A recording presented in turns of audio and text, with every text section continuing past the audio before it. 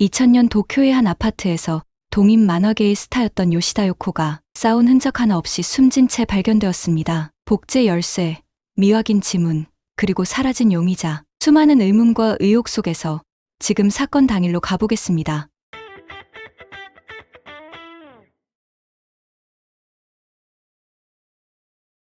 (2000년 9월 29일) 도쿄도 고토구에서 5년마다 한 번씩 실시되는 인구조사가 이루어지고 있었습니다.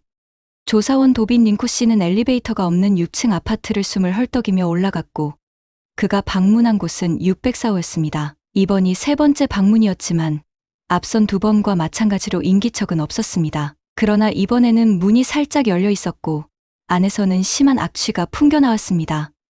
링코 씨는 아파트 관리인을 불러 함께 집 안으로 들어갔고 침실에서 충격적인 장면을 목격했습니다. 한 여성이 침대에 반쯤 누운 채 숨져 있었으며 상의만 입은 채 하의는 벗겨진 상태였고 얼굴에는 흰 천이 덮여 있었습니다. 시신은 이미 부패가 진행된 상태였고 두 사람은 즉시 경찰에 신고했습니다. 현장에 도착한 사토 경위는 피해자의 신원을 확인하던 중 손에 들고 있던 서류를 떨어뜨릴 뻔했습니다.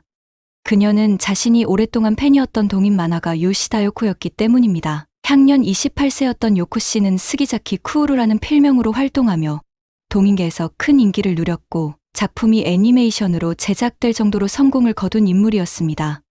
그녀의 방은 깔끔하게 정돈되어 있었고 책상 위에는 수많은 원고와 작업 자료들이 남아 있었습니다. 하지만 침실에서 확인된 교살 흔적은 명백한 타살을 의미했습니다. 그때 다른 경찰이 현관 복도에서 열쇠 하나를 발견했고 놀랍게도 그 열쇠로 집이 열렸습니다. 이상한 점은 분명히 있었습니다. 방 안에는 전혀 싸운 흔적이 없었고 요코 씨의 통장과 카드, 그리고 300만 엔에 달하는 현금도 전혀 손대지 않은 채 그대로 보관되어 있었습니다. 경찰은 단순 강도 목적이 아닌 다른 동기의 범행으로 보고 수사를 이어갔습니다. 복도에 떨어진 복제 열쇠로 보아 범인은 요코 씨와 가까운 지인이었을 가능성이 높았습니다. 범행 후 급하게 도망치는 과정에서 실수로 열쇠를 흘렸을 가능성도 있었습니다. 경찰은 곧 열쇠에서 지문을 채취해 분석에 착수하며 수사는 점차 충격적인 진실을 향해 나아가기 시작했습니다. 조사 결과 요시다 요코의 지문 외에 정체불명의 지문이 추가로 발견되었습니다. 하지만 이 지문은 일본의 범죄자 지문 데이터베이스와 대조해도 일치하는 인물이 없었습니다. 일본은 국민의 지문을 수집하지 않기 때문에 범죄 경력이 없는 사람은 데이터베이스에 등록되어 있지 않습니다. 이는 현재 확보된 지문만으로는 범인을 특정하기 어렵다는 뜻입니다. 그렇다면 누가, 왜 그녀를 해쳤던 걸까요?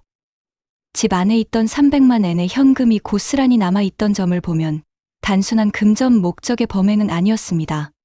요코는 젊고 아름다웠기에 혹시 성범죄의 피해자가 아닐까 의심되었지만 시신의 부패가 심해 정확한 증거를 확보할 수 없었고 법의학자 역시 성폭행 여부를 판별하지 못했습니다. 부검 결과 그녀는 약 열흘 전인 9월 19일경 사망한 것으로 추정되었고 현장에서 발견된 9월 18일자 편의점 영수증은 이를 뒷받침했습니다. 경찰은 그녀의 주변 인물부터 조사에 나서게 됩니다. 요시다 요코의 인생 궤적은 14년 전 1986년 고등학교 입학식으로 거슬러 올라갑니다. 제 꿈은 두 번째 타케우치 나오코가 되는 것입니다.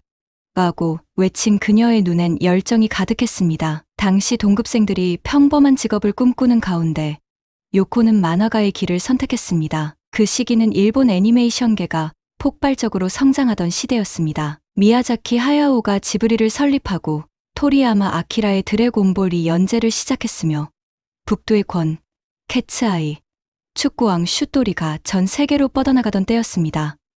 요코가 말한 타케우치 나오코는 훗날 세일러문을 만든 작가로 당시 신인상을 수상하며 떠오르던 인물이었습니다. 요코는 고등학교 3년 동안 여가 시간을 모두 그림 연습에 쏟아부었고 졸업할 무렵에는 동인계에서 이름을 알리기 시작했습니다. 일본에서 만화가로 성공하려면 잡지 연재 후 단행본 출간, 이후 애니메이션화까지 이어지는 과정이 필요하며 이는 창의력, 꾸준함, 시장 감각까지 요구하는 험난한 길입니다. 이런 가운데 동인 만화는 비교적 빠르게 팬들과 소통할 수 있는 방식이지만 작화 실력이 뛰어나야 하고 경쟁도 치열합니다.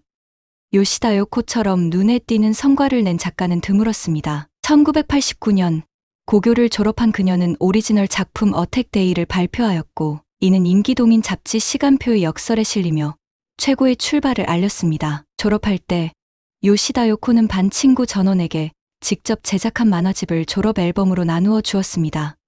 그녀는 각 권 마지막 장에 당신의 꿈이 이루어지길 바랍니다라는 메시지를 정성스럽게 남겼습니다. 1991년부터 1994년까지 요코의 창작 열정은 최고조에 달했고, 나의 지구 착륙기, 데모엄, 무책임한 선장 테일러, 파이널 판타지 6 등 다수의 작품을 발표하며 동인계에서 영향력을 넓혀갔습니다. 일반적인 동인 작가는 연 3편 정도 작품을 발표하지만 요코는 매년 대여섯 편의 신작을 선보였습니다. 창작에 집중하기 위해 1995년에는 도쿄에 따로 작업실을 마련하고 자취를 시작했으며 부모님을 안심시키기 위해 매달 한 번씩 집을 방문했습니다. 경찰 조사에 따르면 그녀는 1989년 데뷔 이후 빠르게 실력을 인정받았고 1993년 무렵 도쿄 TV에서 그녀의 작품이 애니메이션으로 반영되며 주목받기 시작했습니다. 귀엽고 사랑스러운 외모 덕분에 코스프레 활동도 활발했고 코믹 마켓 등에서는 자신의 작품을 직접 판매하며 팬들과 소통하였습니다. 코믹 마켓은 일본에서 매년 2차례 열리는 대규모 만화 행사로 요코의 단행본은 행사마다 빠르게 매진되었고 우편 주문도 쇄도하였습니다. 한때 연수입이 1000만 엔을 넘긴 그녀는 명실상부한 스타 작가였지만 같은 시기 대다수 만화가는 생계를 유지하기도 힘든 상황이었습니다. 통계에 따르면 약 80%가 적자를 견디지 못하고 업계를 떠났으며 오시모토 준노스케도 그중 한 명이었습니다. 1996년 9월 그는 코믹 마켓에서 처음 요코를 직접 보게 되었고 그녀를 집착하듯 따라다녔습니다. 누군가 요코에게 다가가기만 해도 주먹을 움켜쥐었고 계속해서 무언가를 중얼거리며 그녀의 일거수일투족을 지켜보았습니다. 사람들로 북적이던 행사장에서 아무도 그의 이상 행동을 눈치채지 못했습니다. 2000년 11월 요코가 동경했던 만화가 타케우치 나오코는 첫 아이를 얻으며 인생의 정점을 찍고 있었습니다. 반면 요시다 요코는 자신만의 아파트에서 쓸쓸히 생을 마감했고 그녀를 죽음으로 몰고 간 진실은 여전히 미궁 속에 남아 있습니다. 경찰은 요시다 요코의 지인들을 중심으로 수사를 진행하며 그녀의 일상 속에서 단서를 찾고자 했습니다. 그러나 당시 기술적 한계로 인해 수사는 지연되었고 뚜렷한 진전은 없었습니다. 요코는 이 아파트에서 수많은 작품을 창작했으며 다양한 동인 행사에 꾸준히 참여하였습니다. 행사 홍보물에 자주 노출된 연락처와 주소는 팬들뿐만 아니라 낯선 사람들에게도 알려졌고 이들 중 누구라도 요시다 요코를 해친 범인이었을 수 있었으며 용의자를 가려내는 일은 마치 바다에서 바늘을 찾는 것처럼 막막했습니다. 사건은 4년이 지난 2004년 아사히 TV의 기적의 문, TV의 힘 프로그램을 통해 새로운 국면을 맞이합니다. 한 친구는 요코가 경제적 이유로 낮은 만화를 그리고 밤에는 고급 클럽에서 원조 교제를 했다고 밝혔습니다. 실제로 그녀의 연수입은 1999년을 전후해 1000만 엔에서 20만 엔으로 급감했습니다. 그는 또 다양한 사람들과의 접촉이 창작 영감을 위한 선택이었을 수도 있다고 덧붙였습니다. 조사 도중 A씨라는 남성이 자신을 요코의 친구라 주장하며 그녀에게서 받은 편지 한 통을 공개했습니다. 난 아마 2, 3일 내로 죽을지도 모릅니다. 내가 표적이 되어 있는 건 틀림이 없습니다. 같은 지역에 있는 팬에게 살해당할지도 몰라요. 알바도 힘들고 돈도 없어지고 매일매일 편지 같은 것 등을 끈질기게 보내는 싫은 팬입니다. 일본인이 아니니 더 무서울지도. 앞으로도 저를 대신해 서클 열심히 해주세요. 정말로 고마워. 제작진은 필적 감정 전문가 야마다 오사무에게 분석을 의뢰했고 결과적으로 이 편지는 위조된 것으로 판명되었습니다. 이에 따라 A씨의 정체를 추적한 결과 그는 오시모토 준노스케라는 필명을 쓰는 자로 키 190cm, 몸무게 150kg에 달하는 거구였습니다. 자신을 동인 만화가의 매니저라 소개했지만 실제로는 업계에서 악명 높은 사기꾼이었습니다. 그는 유명 작가의 아들이라는 신분을 이용해 여러 만화가와 출판사, 게임사에 접근해 제작비를 갈취했으며